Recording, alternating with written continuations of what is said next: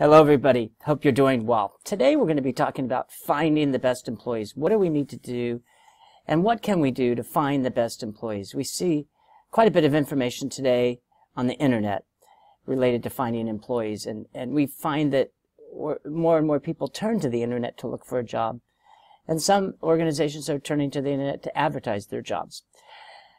So what can we do? Well, first, the very first thing that I think we need to do is, I call it grab attention.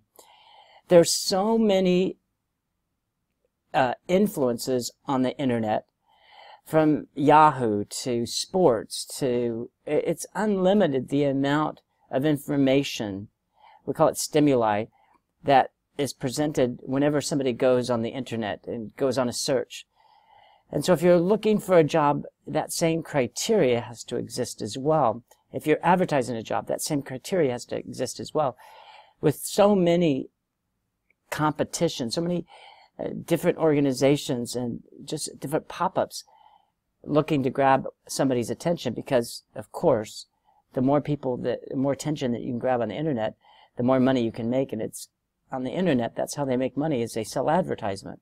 So we have to start thinking, if we're looking at advertising a job or finding a job, but specifically advertising a job, how can we grab somebody's attention? What can we do to grab somebody's attention? So the very first thing that I have to talk about is make your advertisements as interesting, as eye-catchy as possible, which deals with colors and graphics and pop-ups. You really have to go beyond the traditional, this is what we're looking for, this is the title of the job, this is how you need to apply. It's boring, and we don't live in a boring world, at least when you go online. It's very colorful and exciting, and click here. So first, it's a different mindset. You actually have to work with marketing in many cases to advertise a job. The second is you have they have a very finite amount of time to capture somebody's attention. And so what you need to do very quickly, very at the top of an advertisement, is state what you can do for the applicant.